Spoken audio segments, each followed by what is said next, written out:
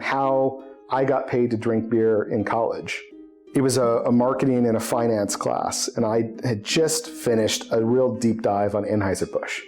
And I was at the bar on the main line in Philadelphia, or outside of Philadelphia, and it was with my fraternity brothers, and I was inebriated. And there was a marketing gal that came through that was working for Anheuser-Busch, and she represented the marketing team to promote Anheuser-Busch products over other beers. And so I was flirting with this beer gal. I was telling her all of my Anheuser-Busch wisdom because I just done this deep dive. She loved the outgoing social personality and was like, hey, I'm getting ready to leave my position. Would you have any interest in interviewing for my job? In a corporate world where all employees have great leaders with no egos that create fun cultures where people can do their best work, the employees and companies thrive while doing great things for the customers, themselves, and each other. Well, we know that rarely happens. I'm Jeff Palacio. I have been a leader for over 40 years for every t-shirt size company, from small 16 employees to extra large over 1 million. Please join me while I interview outstanding leaders that will share stories of great leadership and not so great. It will help you become a better leader while poking fun about all the crazy shit that happens in corporate America. Hi, I'm Joe Deshawn, and welcome to The Corporate Couch with Jeff Palacio. Today's episode is brought to you by Palacio and Partners, providing turnkey podcast creation, hosting, production, promotion, and related creative resources for you and your business. Today, Jeff is interviewing Kendall Schoenrock. Kendall is an operator, investor, and the host of Hidden Foundations. He started his first tech consulting company at age 15 before going on to become employee number 3 at Turntide, which was later acquired by Symantec for $28 million. His career has taken him across technology, e-commerce, and real estate, including building RockPez larger-than-life prints to nearly $3 million in annual recurring revenue before selling the company in 2012. Today, Kendall leads Silver Rock Ventures and Gov Leases, where his work focuses on durable real estate investments, government leases, and long-term community impact. Let's listen as Jeff talks to Kendall. Kendall, welcome to the Corporate Couch this morning. Thank you. I appreciate the invitation. I'm super excited to have our conversation. Oh, no, it's going to be fantastic. I mean, we're doing a lot of, not necessarily, well, this is a first because right after we do the Corporate Couch podcast, we're going to do Hidden Foundations. Cross-pollination. A podcast crossover. That's right. My first one. So, I love it. Yeah. And this is my second face-to-face interview. We usually do it via Riverside, the podcasting virtual software. So that's fantastic. We're going to have a great conversation. You have a great studio. Thank you. Yeah. So, but let's start with a fun one. I know you're just based on our coffee that we had back in March and subsequent conversations with you. I know you're a very well-prepared person, so I'm not going to start with the usual question I asked to kind of start the episode. But let's, Kendall, right before we started and hit record, you handed me a 15-page dossier about yourself and maybe the episode arc and the different directions it can take. Should I be, impressed, intimidated, or are you just trying to shape the conversation? No, there's no shape there. It's just and so I'll tell you the secret sauce on that. So I'm a data geek, and so I built in AI an Obsidian Vault, which is my online memory using Markdown files. And so I log all of my brainstorms and my ideas and my history, and everything goes into that database. And then with the advent of Claude and AI and everything, I basically have that sit on top. And so the dossier is having AI go through my vault and compile everything through the lens of you. Right. And so because I had already pre-populated everything, I didn't do a lot of that work. Right. That's my confession. Yeah. So Fantastic. And then I just made it look pretty and sent it off to you. Yeah. And what was the software you used? So Obsidian is a mind mapping, brain mapping tool. Okay. And it really, and one of the reasons I like we're going to geek out for a second. Is that okay? It's all good. It's all good. So one of the reasons I really like that as a tool is that it really prioritizes individual files that are just basically text files, called markdown files. Yeah. And so if the software ever wants to change, if I want to port it to a different technology in the future, I have my database of basically text files. It's very portable, very lightweight, very nimble, and I can take it with me to a different software or recompile it in a different way. And then I can plug in and customize. It's called Obsidian. And it's my mind mapping tool. Yeah. So now you're about 13, 14 episodes in hosting Hidden Foundations. Yeah, we've recorded. Yes. By the time this goes out, correct, it'll be out there in the podcast universe. So That's right. I would like to know from you what's going to be different about Kendall being a host and interviewer coming to this podcast. If let's say we were doing this 3 months ago when you had done 0 interviews, what's different about you? Wow. So there's so much that I'm learning in the journey of launching a show that is in terms of both self-discovery and then also self-actualization. The concept that I have regarding my show is to really unpack and discover the hidden drivers of successful people to help shape me to be a better father. And I have 2 daughters, and that's a lot of the inspiration for where I want to go with the conversations, because I really want to try to pull out, I think each person has a very fascinating story, and that every person that I meet, I can learn something from. And if we're curious enough about the world, there's really interesting stories everywhere. And then you can take that information and distill it down into themes or subjects. And this is some of the things that I do with compressing the information and trying to find different overlaps as levers to change my behavior to potentially increase or maximize output of the family or my kids, or to give them the right opportunities. So you asked me how I've changed. The launch of a show for me is wrapped in fear. I'm afraid it's going to fail. I'm afraid it's going to succeed in a completely different way, right? If no one watches, that bothers me. If lots of people watch, that might also potentially bother me in a completely different way. Right.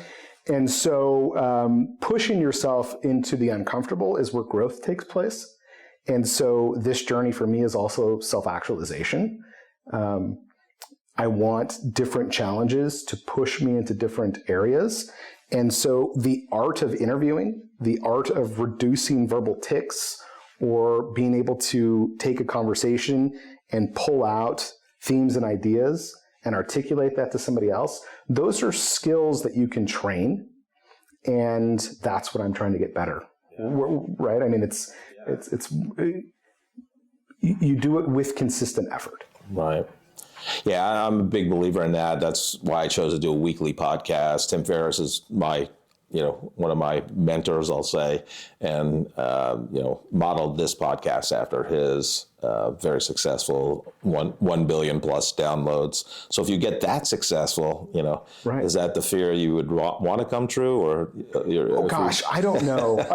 But the question was really, there's a why, and I can go through some of my motivations on the why, but some of it's really self-actualization and just to try to discover these. I'm asking the questions for me, and then if others enjoy that, great. Yeah. And if they don't, that's okay too. The internet's a big sandbox, and they can go play somewhere else. Yeah, I mean, most podcasters will tell you, in terms of the ones that have been out there doing it, it's not about the downloads, and it's just really getting your voice out there and, doing something you love and, helping you get better at something you want to get better at, right? And learning about others. So I wasn't going to go there but I have to because one of the things you teased on your information you gave me is how to get paid to drink beer. So I thought maybe we'll start with that one, and then we'll get into more in-depth questions versus that shallow one. No worries. So that question is from a deck that I put together. I've given some guest lectures at different colleges about entrepreneurship and startups. And one of the things I like to do with the students to really make sure they're engaged and to keep them engaged is kind of build your own lecture. And so during that lecture, I put on the screen a couple of different teaser questions, and that one gets the most traction. I'm sure. And so the story that I had on how I got paid to drink beer in college was it was a marketing and a finance class, and I had just finished a real deep dive on Anheuser-Busch. And I was at the bar on the main line in Philadelphia, or outside of Philadelphia, and it was with my fraternity brothers, and I was inebriated. And there was a marketing gal that came through that was working for Anheuser-Busch, but also the local distributor. And she represented the marketing team to promote Anheuser-Busch products over other beers. And so there's a really interesting psychological aspect of drinking beer, which is if you go into a bar and until you have a true preference, there's an aspect where you will most likely drink what everyone else is drinking. And so from a marketing perspective, these large companies know that. And so they'll go in and they will attempt to get you to replace your Miller Lite with a Bud Light or a Coors Light. And so when the majority of the bar is drinking an Anheuser-Busch product, it will tip as a trajectory for the evening. And Anheuser-Busch will have an increased consumption for that evening, even after the marketing team leaves, because if you go into a bar and everyone's drinking Bud Light, and unless you have a personal preference, you're going to drink Bud Light to be in the social group. And so the marketing team knows that, and so they'll go in and they will get the marketing person to literally switch out your beer. And so they'll say, oh, you're drinking Miller Lite. I will give you a new Bud Light. Give me your Miller Lite. And then you get the beer distributed and the bar tips, and then you go to the next bar. And so I was flirting with this beer gal, and I was telling her all of my Anheuser-Busch wisdom because I just done this deep dive. Right. And she loved the outgoing social personality and was like, hey, I'm getting ready to leave my position. Would you have any interest in interviewing for my job? And so I went into this distribution company, distribution company, and interviewed to go into bars and promote Anheuser-Busch products. And that's also establishing relationships with the bartenders and establishing relationship with the owners and attempting to get them to switch out the number of taps and the handles. And then it completely changed the way that I perceived going into bars, because I would go in and start to look at what beer are people drinking. Is it Anheuser-Busch? Is it a different company? And it was just, so I got paid. And then I also had a marketing budget to buy other people beer. And so my fraternity brothers loved that because they would go with me and I would feed them on the side. I would feed them different Anheuser-Busch products. Yeah. And they loved that. And so that was a real fun way in college that I got paid to drink beer. And one of the things they said was always have a beer when you're working in the bar because you want to get as many people around you to drink. And it's so fascinating, the psychology. Those beer companies know that if they can anchor you to have really good times with their product, there's a high likelihood that that will be your go-to drink for the rest of your life. Right. And so that when you're married at 40 and your spouse goes to the liquor store, she will come back with whatever drink was anchored to you in that crucial window where your preference was developed. And that's why that contemporary marketing team was so crucial for changing the trajectory of beer consumption in bars. And there's so much science and business around it. I absolutely love it. Love it. Now, after you did that deep dive on Anheuser-Busch, did you invest in it? No. Okay. I was still a broke college kid at that point. Yeah. So I have two similar stories. So I had a a financial statement analysis class. Actually, you and I had the same major, information systems, in undergraduate. I went to the STEAM Manhattan College, and obviously, not obviously, you went to Villanova, but two things. I did an Anheuser-Busch deep dive, got an A on the paper, but if I had only invested in it, I would, probably maybe still be doing this podcast, but my, clothes would be a lot nicer probably. But so that was one. And then two, I was in Fort Lauderdale on spring break with my buddies. And, I grew up in New York, so I'm drinking a Bud, Bud Heavy. Bud Heavy. Yes. Right? Oh, yeah. So spring break was dominated by Miller and Miller Lite. So this guy comes up to me, goes, "Hey, I just noticed you. Can I buy you a beer?" And I'm like, "Yeah, what is this? New Yorker, don't trust." So we got into the conversation. He worked for Anheuser-Busch. Yeah. He goes, "Yeah, I'm, thank you for drinking." So he bought me and my buddies beer all night, and then he goes, "Here's my card." And I contacted him. He goes, "I'll send you a case of beer. You pick it up at the Fordham Road distributor." And we're like, "Oh, yeah, whatever." And literally that guy did it. So, and a case of beer, especially Bud, was, fantastic. Oh, that's great. That's so much fun. And just to tie to your Philly roots, freshman year in college, we drank Smith's beer. Yes. Yeah, and it was the cheapest. You can get a 6-pack. Right. For $1 when I was in college, and fall freshman year we drank it, but it was not good on the the stomach. And sophomore year, they say, "Let's go get some Smiths." I go, "I am not drinking Smiths anymore." So I had never drank a Smiths after that. So there you go. My liver hurts just thinking about that. Yeah. So you grew up in Junction City, Kansas. Born and raised in the middle of Kansas. Yeah. When I looked up the populations, again, oddly similar, like I grew up in Peekskill, New York, about population 19,000. And Junction City is about 23,000 when I looked it up today. But you start this tech consulting firm at 15. Sure. Right? Yeah. Before the exits, before starting these businesses, selling, a company, Semantic, for $28 million when you're about 23 years old. What did you understand at 15 that most people still, people miss?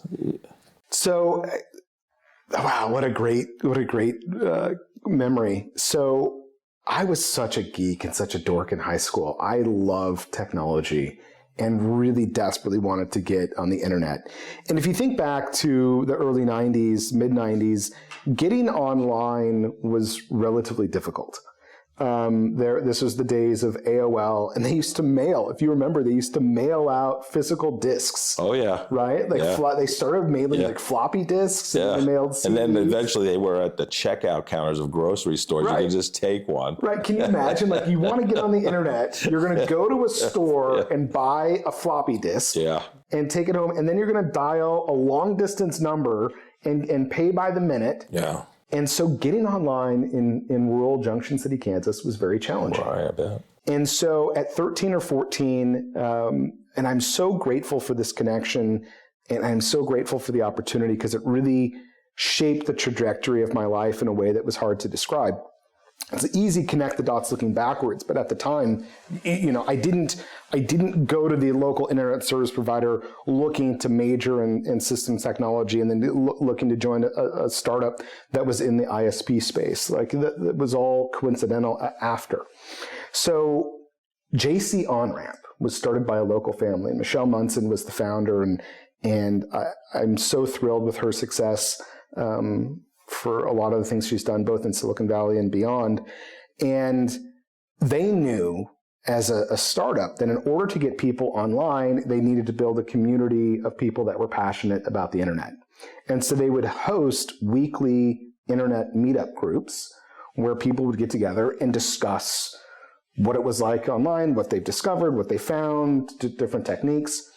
And so if you remember getting online back then, it was in Windows 3.1.1, you had to use a PPP login script. I mean, it was a very cumbersome process.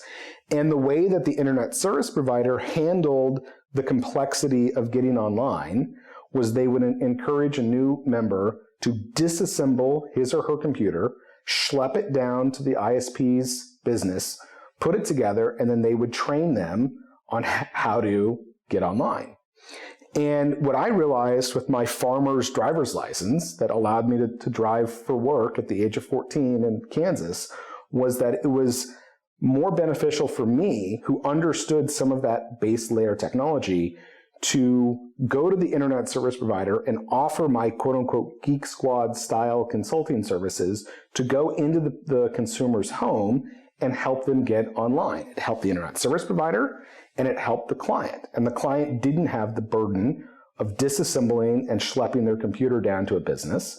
The internet service provider didn't want to provide in-home consultation. And it was this small little niche that I sat in the middle and saw a higher, I could make more money at $15 an hour at 15 years old than I could mowing grass.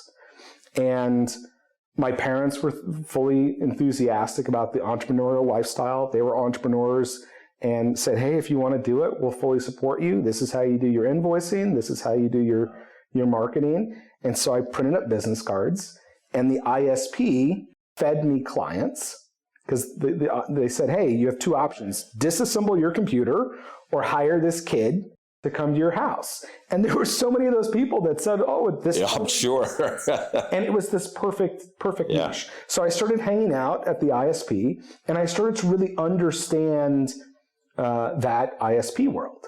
Well, flash forward to I graduate from Villanova, and I have offers on the table to go join Merrill Lynch or sell GERD medication for Janssen Pharmaceuticals, or right. I mean, there's different career trajectory paths as a undergrad with the diploma, right? So after I graduated from Villanova, I made the conscious decision to join a small technology startup company in Paoli, Pennsylvania, that was selling to internet service providers an anti-spam router. And the concept really was that it was a physical device that would sit in between the email architecture and the upstream internet connection. And instead of filtering spam or filtering unwanted email, it would throttle or slow down abusive connections. So the number of bad actors that were stealing resources from the network would be reduced. And that technology worked. It worked well. And I saw it at a very early age in that company's trajectory. And so they spun that technology out into a standalone business, and that's where Turntide came around. So the company that I originally started with was called the ePrivacy Group, and they spun out that primary core anti-spam router into a standalone business called Turntide. And when they did that, they opened it up for outside investment. They brought in a new chairman of the board, Josh Koppelman, who'd sold half.com, and new CEO, and they really packaged this for launch trajectory. And I was just along for the ride. It was the right place at the right time, but I was cold calling internet service providers. And because I had spent so many hours hanging out in ISPs as a high school kid, I was geeky enough to have a real in-depth TCP/IP protocol conversation with the network admin or their CTO, and had the business acumen to sit down and make a business case on why our recurring revenue subscription for this anti-spam router made financial sense to the CEO, so they could stop doubling their email architecture every 6 months because the volume of unwanted spam was doubling. And so I would just cold call every day. It would cold, and like the journey of cold calling was also so valuable because you get over fear of rejection. You work on sales and sales technique. You work on presentation and the concepts of how you form your words and your thoughts. And doing that every day, in and out, getting past rejection, getting over the fear of getting hung up on. Yeah. And those are so valuable lessons. Oh yeah, a couple of things. So what you had some, I'll say, safe routes to go after graduating from Villanova, maybe Merrill Lynch, a pharmaceutical company. What was the kind of impetus to bring you to basically the startup in the tech space? Well, I believe that if I was going to fail, I wanted to fail at 25 and not 45. And so if I wanted to take a swing for the fences, I wanted to do that before I had a family, before I had a significant other and other responsibilities.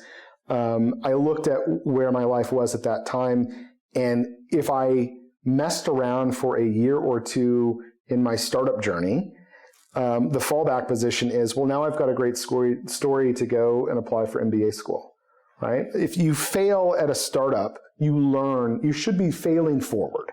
And so when I looked at that, I said, okay, I could go join the traditional career route, and whether I do that at 23 or 25 probably doesn't matter.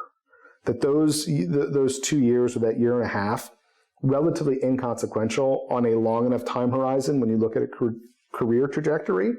And so if I was going to gamble on the startup space, do it early and then figure out if it works or if it fails. And if it fails, my backup plan was either go get an MBA or go reapply for the freshman class of, some big corporation and start over. And so what if I'm a year or two older than my peers? Right.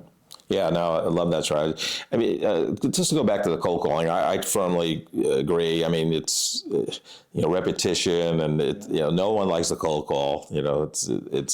But did you were getting clients when you had your 15-year-old tech consulting firm, so you really didn't have to find business. Was that your first, I'll say, sales job that you had a cold call? Yes. Well, so. Not necessarily true. At Budweiser, at Anheuser-Busch, I was doing contemporary marketing. So I was calling that. Those aren't necessarily cold because you have some relationships with bar owners and the bartenders. But the ability to go up to somebody cold and either ask them to switch out a beer or to interject yourself into the conversation, that skill set applies whether you're selling beer or anti-spam routers. It's the ability to open a conversation, understand the person that you're speaking to, make a pitch, whether it's let me switch out your beer or here's a new anti-spam technology. Let me understand your pain points and your needs, and do we have the right solution for you? So it overlaps. Sales and marketing don't make it so complicated. Right. Yeah. Junction City, kind of in the middle of Kansas. What was the kind of, why Villanova? What was that? All right. So my parents encouraged my brother and me to look at a number of different schools. So I applied to and got rejected from quite a few schools.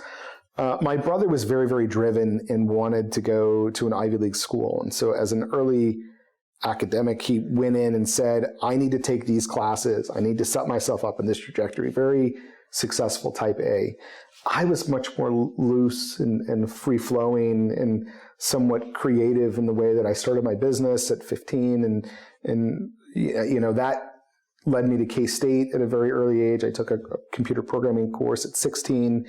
And so my trajectory on that was a little bit different. And so when I was applying to schools, I wanted to go to a business school in or around a big city, because I felt that would be significantly different than Junction City, Kansas. And when we went to tour, I originally wanted to go look at Carnegie Mellon outside of Pittsburgh because I really loved the technology and I was really, and so I went there and Carnegie Mellon just didn't fit. And then bluntly, I don't think I had the scores to get in. So I definitely got a Square State bonus on my application for Villanova. Villanova's population, student population, is primarily made up of Pennsylvania, New York, and New Jersey. And so diversity, back when I applied, was anybody that came from a Square State. And so the fact that I had cattle as neighbors made me differentiate on my application. And I needed all of those bonus points to get in. Not that my scores were bad, they just weren't as stellar to get me into the Ivies. And so that was a good fit for me, and I'm incredibly thrilled with that relationship. I still go back and guest lecture, and I'm on a couple of different boards for the university, and I very much enjoy that relationship. Yeah. Was it always your plan, Kendall, to go right from undergraduate and get your MBA? Or no? So the MBA was not necessarily my goal. It was always a backup plan. There's some interest there, and the reason that it came about was when the ePrivacy Group spun out Turntide as a standalone technology, and I was the third employee, and we went and raised some money after the two founders. We had the exit to Symantec within 6 months of founding that business, and we sold in July. I think it was July of 2004. Well, I graduated in 2003, and so I had way too much money at a really early age. I didn't know what to do. I made a huge number of mistakes. I bought a sports car. I day traded. I did angel investments. I thought I was really, really clever and smart, and the stock market taught me a number of very painful lessons that I'm not that smart. And I looked at it and said, well, I'm still socially connected at Villanova. I really enjoyed my time there. Let me go and see if I can get into the MBA program. And so I submitted my undergrad transcript. I submitted the narrative of what I'd accomplished in the last year of helping to found this business and the cold calls and selling to Symantec. And they said, yeah, sure, have a seat in our MBA program. And so I went back to Villanova. And then what's so great about that adventure to go back to school was, it allowed me another year or two to mature in terms of trying to figure out who I was and what I wanted to do. And there's a key question at the end of that, which was, do you want to be an angel investor? Do you want to be a venture capitalist and go work for a VC firm? Or do you want to be an entrepreneur? And I was living in New York for a year, and I was talking to a really large, prolific angel investor. And he said, go take a walk in Central Park and come back and tell me which of those three you want to be, because you can't be all three at once. And if you want to be an angel investor, go do that. If you want to be an entrepreneur, go do that. But decide. Are you drowning in boring corporate communications? Palacio and Partners is here to rescue you. We transform internal podcasts from snooze fest to must-listen content that actually connects your team and strengthens your culture. Imagine podcast episodes that make your employees laugh while staying informed. Our founder, Jeff Palacio, doesn't just create podcasts, he creates conversations that break through the noise. Whether you're a growing startup or a massive corporation, we turn your company's story into audio gold. Leadership becomes human. Remote teams feel connected. Your message cuts through the clutter. Palacio and Partners, where corporate communications gets a fun makeover. Let's make your podcast work harder than your email inbox ever could. Jeff is happy to share his insights on podcasting with you. You can contact him via LinkedIn or schedule a Zoom call via the link in the episode description. And so I'm really grateful for that advice. I went and I looked at that and I said, okay, I want to be an entrepreneur. And so that's what led me to exploring oversized wall graphics in the print business, print on demand, which was my first adventure at starting companies and getting different print technologies off the ground. And that led to licensing deals with CBS, Star Trek, Marilyn Monroe, sports deals, negotiating with Topps baseball cards and all the different things. And then that art of the deal is so much fun. Out there making the licensing happen. Yeah. So, right around this time, I think after you got the Porsche and exited with a lot of money in your early 20s, talk about this Peru trip that shaped you. When I was an undergrad, I was really good during the fall breaks and the spring breaks to find a really awesome place to drink beer with my fraternity brothers. I was really good at that. We had a lot of fun. And when I went back from my MBA, I looked at those breaks through a different lens, which was where else can I grow, or what else can I do that might have a different impact. And I'm so grateful for these opportunities. And this is why, again, picking the school or the university can shape different trajectories on people. Villanova has a relationship with Chulucanas, Peru. And so they do not necessarily mission trips, because they don't think it's really religious based, but more service trips to expose Villanova students to service in different countries. And so even though I was a grad student, I did that trip with a number of undergrads. And that was so powerful because that system was really set up to expose a group of college kids to a different country and to a different lifestyle and way of life. And I had so much cognitive dissonance, having just spent so much money on a sports car and investing in essence, gambling in the stock market, and then going to a place that's basically in poverty, where people are living in huts, where they're using wood to in their living rooms to cook. They're getting respiratory issues, they're getting asthma, and they live in this, and they're happy. And there's this, how is it that I am so blessed and fortunate to have so much, and they have so little, and how do I feel about that?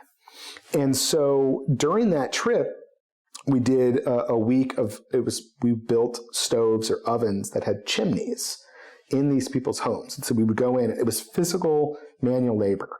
And it was so rewarding to me because at the end, you're hot, you're sweaty, you're dirty, and then you're surrounded by the community that's so grateful that you're there doing work. And you're surrounded in this love with these kids that are so happy. They're so excited that you're there. You're giving back. And that really messed with my head because I didn't really understand, or I didn't know how to rectify how I could have so much and they could have so little. And then that really reshaped the concept for me of philanthropy and how to give back, and how I feel that we, with success, there comes an obligation of picking different ways to give back. And that led into Play JC in my hometown in Junction City, where we raised $500,000 for youth sports and to redo the parks, and different philanthropic goals that I have now, either through hidden foundations or through the other boards and things that I sit on. Philanthropy and giving back is a big part. And that was all shaped through that trip to Peru. Now, the other thing that totally rocked me when I was on that trip, I didn't know this was going to happen. The university has a system where the people that the adult leaders that go on the trip reach out to your family members and collect, before you go, they will collect letters from your family members, and the family members will tell you how they feel about you going on the trip, or kind of just. So I'm in Peru, we're hot and sweaty and tired, and after dinner one evening, we're sitting around, and the leaders of that trip pulled out envelopes that had letters from our family members. And I was so touched by what my brother wrote in his letter, what my parents wrote in theirs about my growth as a person to choose to go to that environment and to give back in that way, and the risks that I took with the startup over the safe space of a traditional career, and how I was growing as a person. And I just kind of remember weeping, reading those letters and being so emotionally touched in this remote place, with the balancing of huge success, exiting this company, and the feeling of I have to do more to give back. Right. I think you call yourself an operator, we can say entrepreneur, but most entrepreneurs, operators, they chase speed, bigger, more, and you have this, you say, what is it? You chose something very different. You call it boring compounding, I think, So, in my business now. Yeah. Sure. Yeah. So when did you actually realize that was a strategy? Yeah. So the career step that we need to backfill there was, so we went from turntide and the technology exit to figuring out if I wanted to do my next, angel investment, VC, or entrepreneur. My entrepreneur goal was an on-demand, oversized wall graphics business. And that was, we moved to Philadelphia and we were printing oversized wall graphics in the basement of a business on Front Street in downtown Philadelphia. And we were producing these wall graphics and just having a fun time at that. And we did that for a couple of years. I had a German business partner in that adventure. And then my brother, who's an entrepreneur, was doing a photo scanning company. We realized there was a lot of overlap in terms of his clients could potentially utilize our print products. And we had grown that business to about $3 million in revenue, top line revenue at the time of acquisition. And so we bundled up those print businesses and sold them to my brother and his company to leverage their photo scanning business in a different way. And that allowed me to take a step back and figure out, do I want to go do another startup or do I want to take another step? And so again, there's an intersection there. But at this point, I have a family, or I'm married, and I'm interested in having kids. And I decided that I wanted to take a month and go to Asia. And so my wife and I packed up. We went to Hong Kong, and then we were going to go down to Singapore and into Vietnam. And we get to Bangkok, and my wife gets sick. And I'm like, hey, you should, eat what I'm eating. Don't drink the water. And she sleeps for like 20 hours and is just really ill. And she looks at me and she goes, we should probably get a pregnancy test. And it was at a hotel in Bangkok that we realized that she was expecting our oldest daughter, Elizabeth. And so she said, I want to go home. I want to be able to drink water from the faucet. Get me out of Southeast Asia. And so on like day 5 of this month, and I don't buy trip insurance, like I'm somewhat risk-taking on some of that. So all of the rest of that trip just evaporated. And we were going through customs in Tokyo on the way back, and we had all these visas that were unused, they were unstamped. And the guy kind of looks at me and goes, why didn't you go to Vietnam? And I was like, my wife wanted to go home. She's expecting. And he goes, well, you can travel when you're pregnant. And I kind of looked at him and I said, have you traveled when you're pregnant? He stamped the book and just let me go through the line. And I was like, yeah, like this wasn't much fun. And so we got back to the States and had a decision to make, which was, I could certainly go back to Philadelphia. My wife's from Philadelphia. We love that city. We love the area. We have a lot of family there on her side.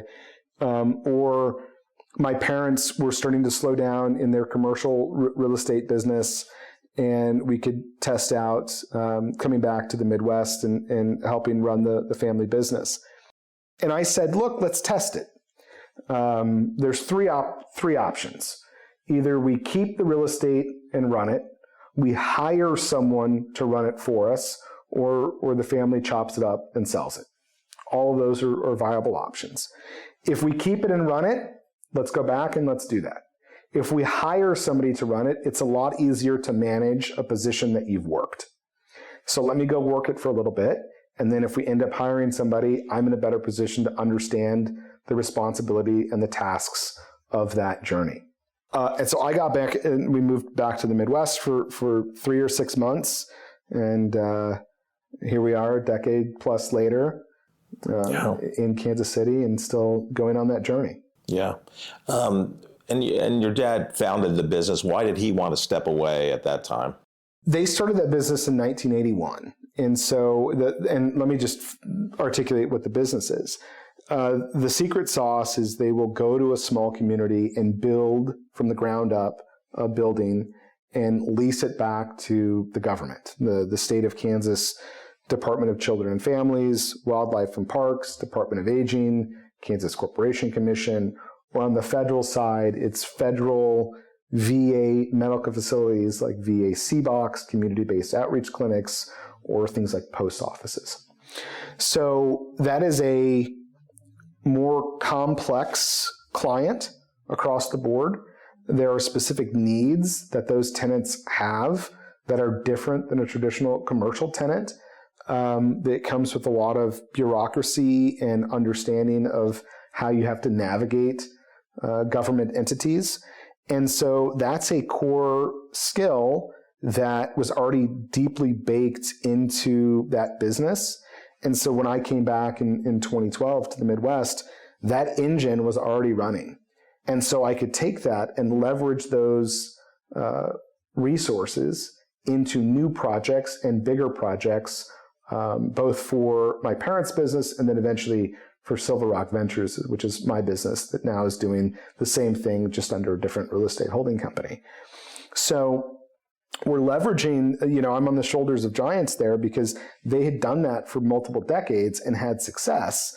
And so my parents want to go play more and enjoy the fruits of their labor. And I highly encourage them to go unplug, and they don't have to come into the office unless they want to. And so allowing them to step back is also allowing me to grow our business at the same time. So I'm still managing their portfolio and their tenants, as well as going out and growing our book of business and chasing new deals and hunting down other real estate opportunities, both for the government and also in the private sector. Yeah. And this nice podcast studio is in one of your projects in Lenexa, Kansas. This is the old Hostess headquarters in Lenexa, Kansas. In the next couple of weeks, we will turn this over to the state of Kansas Department of Children and Families. I'm really excited for this project. They'll have 180 employees here in Lenexa, and it's a beautiful facility. I negotiated directly with Hostess, not only to buy the building, but also to buy all of the furniture, and then I'm gifting that furniture to the state. And this, where getting back to some of the philosophies that come back from the trip to Peru or from the concepts of the business journeys, when you adopt the mission of your clients, it really changes the perspective of how you interact and negotiate. So DCF, Department of Children and Families, is the arm of the state government that handles kids in need. If, the state will come in and handle kids that are being abused or in a bad home. And so one of the things that I really highlight with my team is when there are service requests, if we have to go fix a leaky roof or if we're unclogging a gutter, if you keep in mind that the tenant, it needs to be focused on their mission, and their mission are the kids and not the facility. Let us focus on the facility so the tenant can stay focused on their mission. Or if it's a VA facility and you're handling veterans in need of care, the people that work at that facility shouldn't have to worry about whether or not the roof is leaking or whether or not the doors operate properly. Let us handle that as a responsibility so they can stay focused on their mission, which is handling veterans that need care. And when you adopt that, it makes those service calls so much more real and impactful because on the other side of it is a kid in need or a veteran in need. And that really matters. So for me, it's really rewarding when we do our job well. And it really makes a traditional boring business a lot more rewarding and a lot more exciting when you adopt the mission of your clients. Yeah. I had the honor of interviewing Bill Miller, the CEO of WellSky, recently, I was not a big proponent of 100% return to work, and I knew Bill at Well Sky they're 100% fully in the office, and they have 2 beautiful buildings in Overland Park, Kansas. But I asked them during the interview, like, why, most CEOs, are probably leaning not, a hybrid, sometime at work, sometime work at home. And he said, look, our clients are healthcare workers, right? They don't have a choice. And, that's why we have these 2 beautiful buildings. We're not going anywhere. We're here to stay and support them. So that your story reminded me of his story like that. So it's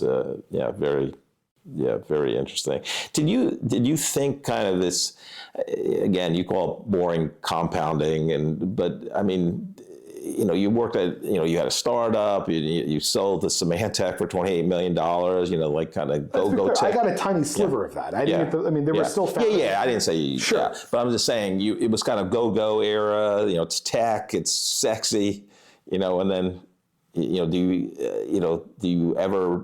you ever miss like, oh, I wish I stayed in tech and, Well, let's also be somewhat clear that I started the conversation doing a deep dive on an Obsidian AI vault. That's true. A self-actualization podcast journey completely on the side. True, right. The boring business feeds and scratches the itch for the technology and some of the other things. And look, part of the motivation for Hidden Foundations, right, is I want real dragons to slay. Yeah. And so, they're the ones in the traditional business. So look, we can go and our business can do other real estate deals and stand them up and knock them down and stand them up and knock them down. And that keeps people fed and employed. And it's a very fun journey. For me, I want a different journey and a different attack. And I get that through philanthropic work, and I get that through Hidden Foundations, and I get that through a dedication to my kids and their activities. And so it's that's what sits beyond the traditional boring, moated real estate business. Yeah. So, your philosophy is, build things that last, leave legacies.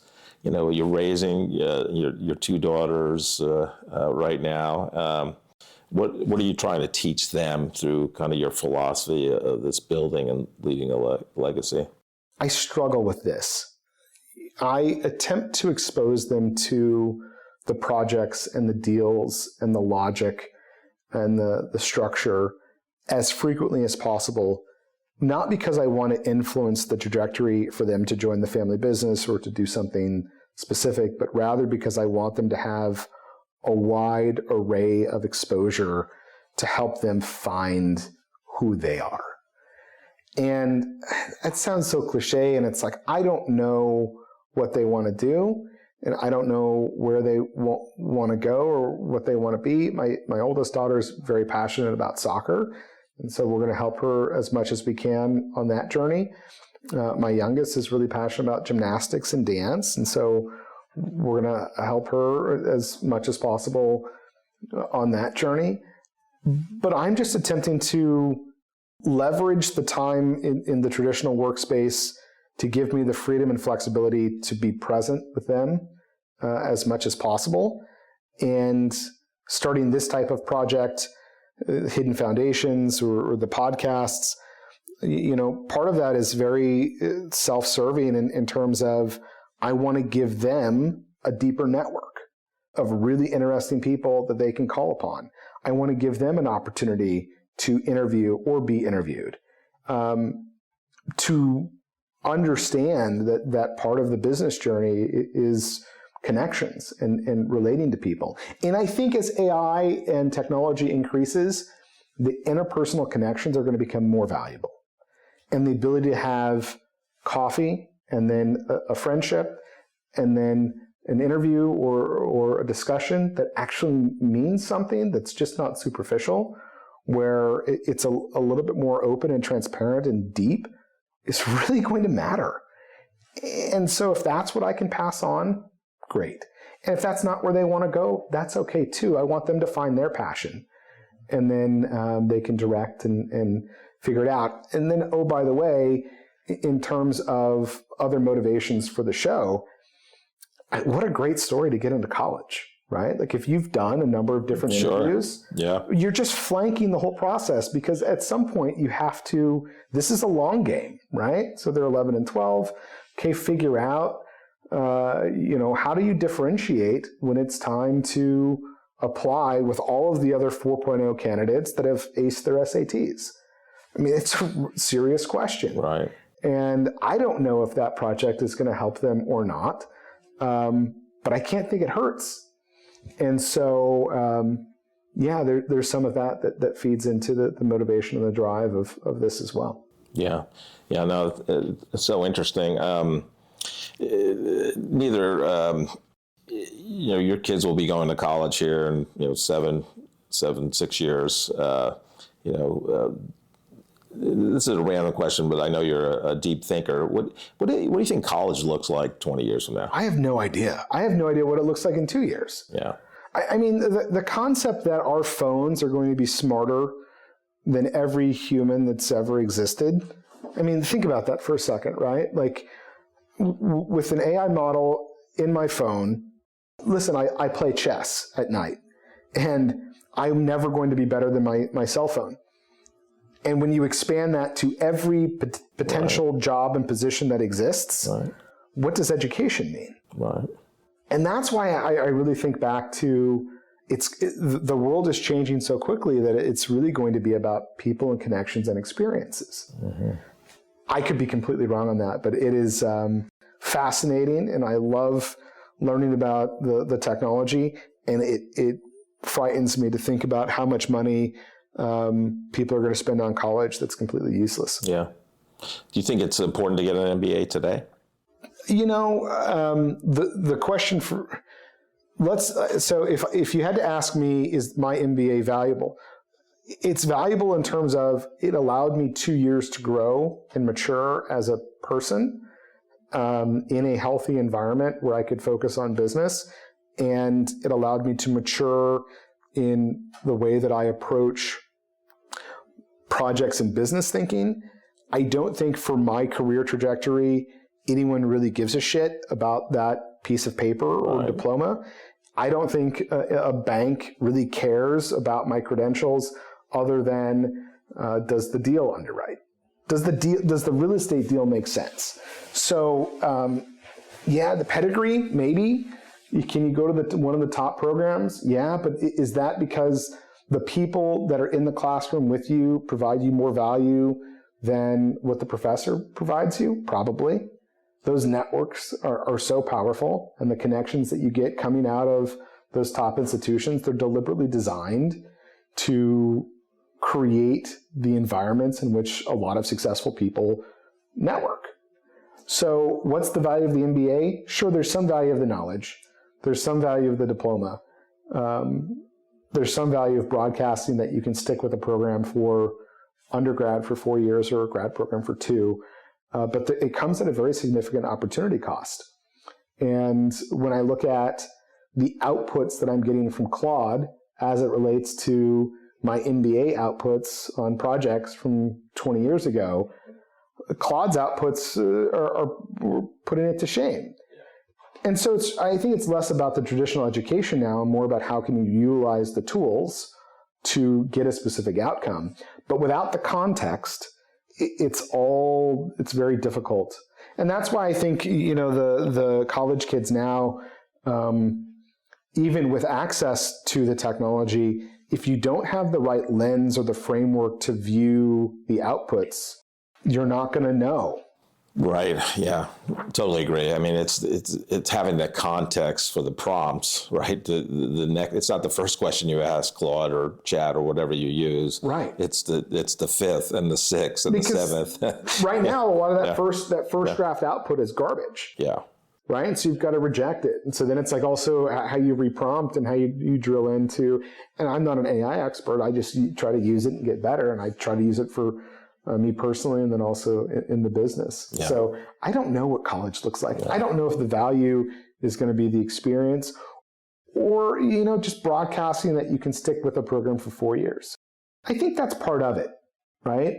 college is not always fun, but if you can broadcast that I have the wherewithal to stay at an institution for 4 years, that makes it more likely that even when the times are not fun for a business, that they're not just going to tuck tail and run. Yeah. But you do remember the fun times for sure. Most of them. There are a few that I had some brownouts. There you go. Oh man. There you go.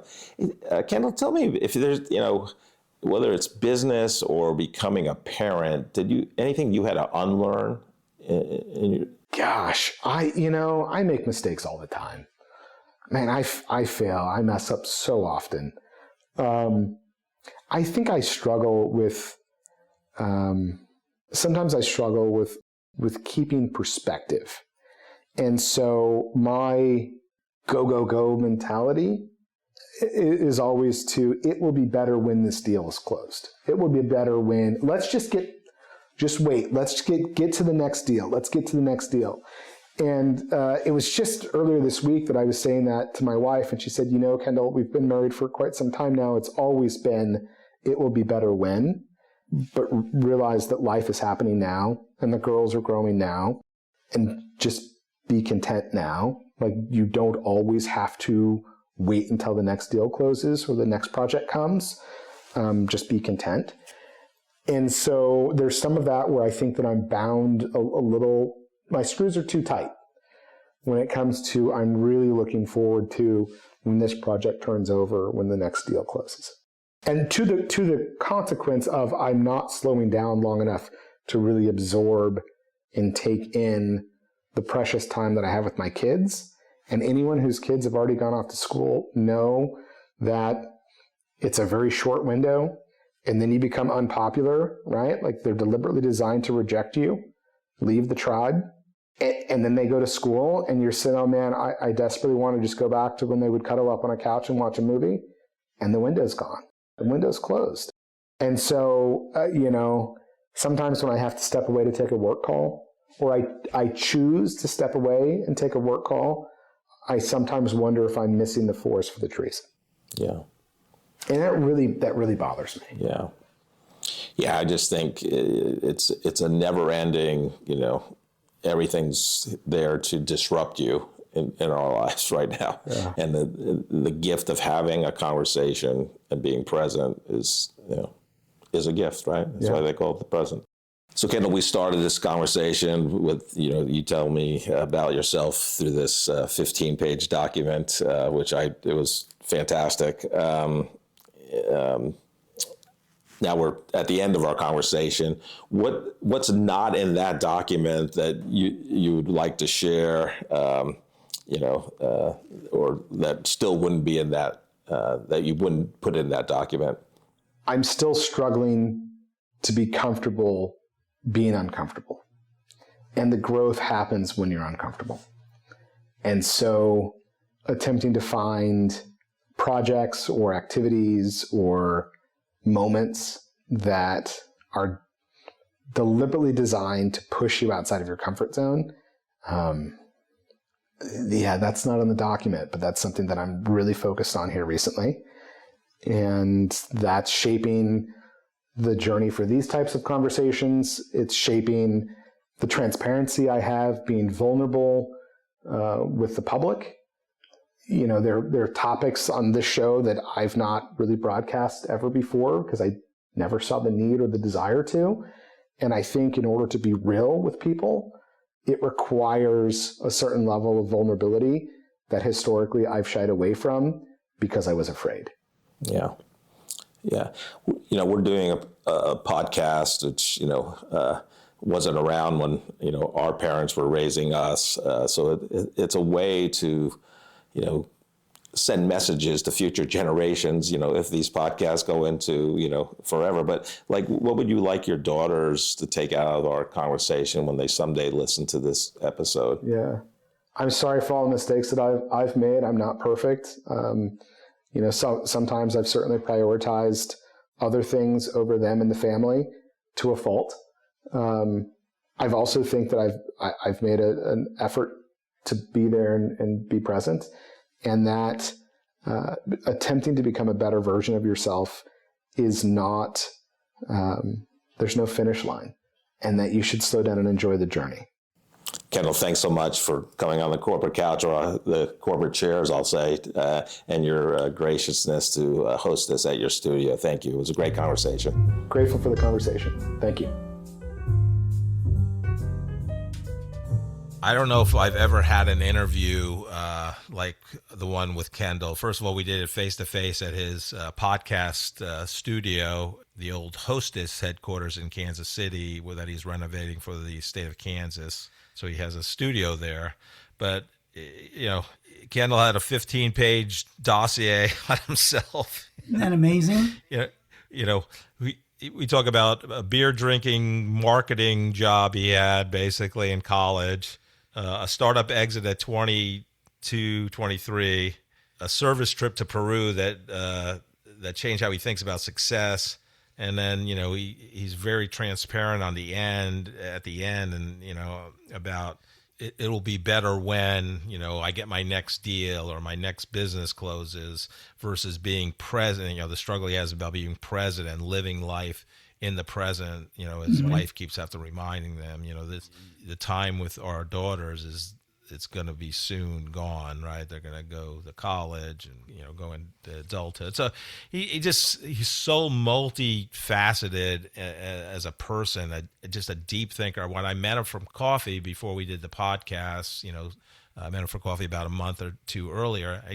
I was so intrigued with his thinking, and he was asking me the questions and deep diving. And right after we did the interview for the Corporate Couch, we flipped seats. I was on his brand new podcast that launched in April of 2026 called Hidden Foundations. And honestly, Joe, it wasn't so hard of me hosting our podcast and me asking him the questions, although it is a different vibe when you're face to face with somebody.